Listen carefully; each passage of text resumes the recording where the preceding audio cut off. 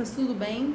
Vamos para a quarta característica do narcisista, advindo aqui dessa obra maravilhosa do neurocirurgião Kurt Mendonça, tá certo? Em que a gente está homenageando aqui no canal, porque ele tem vários anos, né? Tem décadas de atendimento com vítimas de narcisista. Então, nada mais justo do que homenagear esse médico, tá? E também, ao mesmo tempo, trazer, né, dados para vocês, informações advindas de uma fonte tão rica, né? Já que esse neurocirurgião ele atendeu várias vítimas de narcisista, tá bom? Então vamos para a quarta característica aqui, advindo dessa obra, tá? Que ele diz que a quarta característica de um narcisista é ser explorador serial. O que ele quis dizer com isso? Vamos ver aqui. Todos os narcisistas malignos são exploradores seriais, que usurpam como parasitas os recursos, as economias e a dignidade de outras pessoas. São como um balde com 1000 furos, um balde que nunca enche. Tá? Então ele fala que o narcisista é insaciável, é um balde que nunca enche e que as vítimas sempre vai dar suprimento, tá, para esses narcisistas e nunca eles vão estar saciados. Então eles são exploradores seriais. Então exploradores seriais é no sentido de ser contínuo, né? Serial, que se remete à série, se remete à continuidade, se remete a explorar continuamente as vítimas e é semelhante a um balde furado, que o Kurt Mendonça faz analogia aqui. Semelhante a um balde furado que você só vai tentando saciar esse narcisista, mas na verdade ele nunca é saciado, tá? Por mais que a vítima do narcisista tente preencher suas insaciáveis exigências, todos os seus recursos físicos, psicoemocionais, materiais e financeiros descem pelo ralo. E quando o alvo fica totalmente impossibilitado de fornecer mais combustível narcísico, né, ou seja, a vítima, quando a vítima fica impossibilitada, né, de fornecer tudo isso que o narcisista espera receber, o narcisista já está garimpando outras fontes de exploração, ou seja, garimpando outras pessoas, como um parasita para procurar um novo hospedeiro após deixar o antigo espoliado.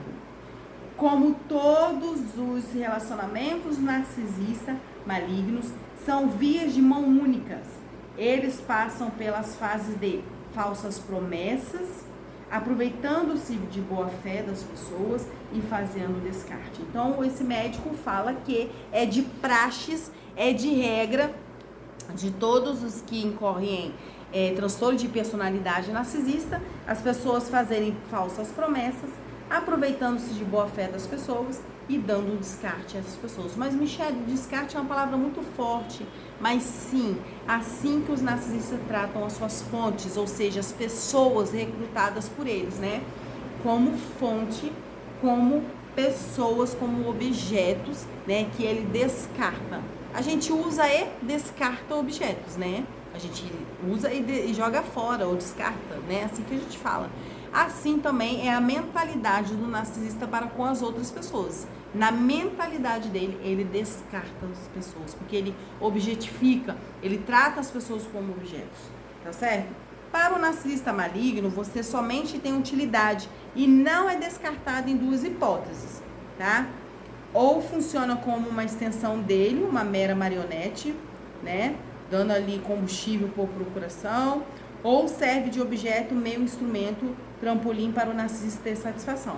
Então, são duas hipóteses em que você inicialmente não é descartado, né? Igual ele fala aqui, quando você é tratado como marionete, ou seja, em algum momento você serve para ele, ou como para ele obter satisfação.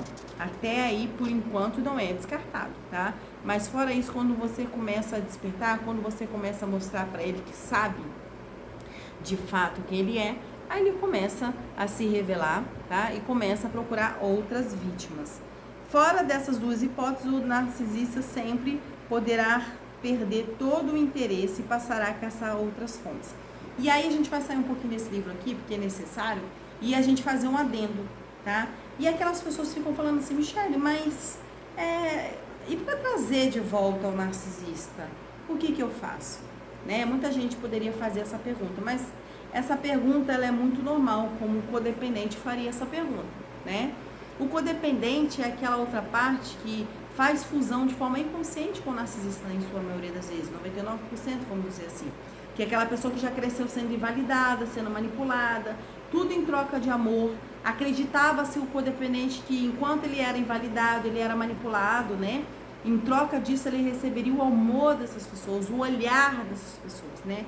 E que na verdade nunca for alcançado esse olhar dessas pessoas, ele fica na atitude de espera, né? De ser amado, de ser olhado. E esse narcisista futuramente, né, ele entende essa dinâmica, né, em que esse codependente sempre vai se entregando demais e ele vai reconhecendo ali de fato que é uma vítima, né, muito forte, uma vítima potencial para que venha a ser explorado pelo narcisista. Então, saindo um pouquinho aqui ao mesmo tempo não, já que a gente está falando das características do narcisista, né, de que ele é um explorador, né, serial, de que ele vem explorando essas pessoas, e lá no final, quando o codependente ele é descartado, ele tem muito essa pergunta, ele me faz muita pergunta do tipo, como eu faço para trazer de volta? E aí é um caso a se pensar. É você se olhar, é você se estudar, é você entender que você tem traços psicológicos de um codependente, de que você vibra de uma maneira muito baixa, reconhecer que você precisa fazer melhorias em você mesmo, que você precisa criar bordas, criar limites, tá? Para que você venha atrair outro tipo de personalidade, outro tipo de pessoas, a não te explorar, mas sim te dar amor, carinho como você mereça. Então, por que eu tô falando dessa pergunta que as pessoas me fazem muito, né, e fazem a outros profissionais? Mas como faço para trazer de volta o narcisista? Na verdade, faça um exercício de não se fazer essa pergunta todos os dias. Por quê? Porque o exercício, na verdade, que você tem que fazer é de se sentir merecedor, se sentir merecedora todos os dias, melhorar essa dinâmica dentro de você, o que não é muito fácil também. Um exemplo, né, uma pessoa que tem 30 anos, né, então são 30 anos a pessoa funcionando dessa forma. Então a pessoa não vai deixar de ser codependente de uma hora para outra, né? Então há um processo de tratamento, um processo de cura. Há anos a galgar aí, a caminhar para se libertar de algumas práticas, de rever alguns caminhos, criar bordas, criar limites. Então veja aqui, a minha indicação é, ao invés de se perguntar como eu trago de volta o narcisista, ou como ele me puxa de volta, né? A pergunta saudável aí seria, como que eu faço, Michele, para me libertar dessa ideia de que eu tenho que ficar nesse tipo de relacionamento? Tá? E a resposta é você se reconstruindo aos poucos, olhando para o seu self, reconhecendo de fato quem você é, de fato quem você merece de fato, olhando as suas práticas, porque se você é uma pessoa boa, se você é uma pessoa prestativa, se é uma pessoa feliz, se é uma pessoa que ajuda todo mundo, se é uma pessoa, né, carinhosa, amorosa, por que não se fazer uma pergunta do tipo, será que eu mereço essa pessoa do meu lado, que só serve só para me sugar, me objetificar, me tratar como objeto, como extensão dele mesmo, em que eu me vejo às vezes também com muita raiva e fúria, né? E às vezes algumas pessoas até chegam a perguntar se é também narcisista, não é, mas na verdade são reações, né, que a vítima está tendo, né, em decorrência a um relacionamento tão tóxico, um relacionamento que só suga. Tá bom? Então, um beijo, fiquem com Deus e já a gente vai descobrir mais características aqui no nosso canal, tá? A gente demorou a aparecer, mas a gente apareceu novamente. Beijo, tchau!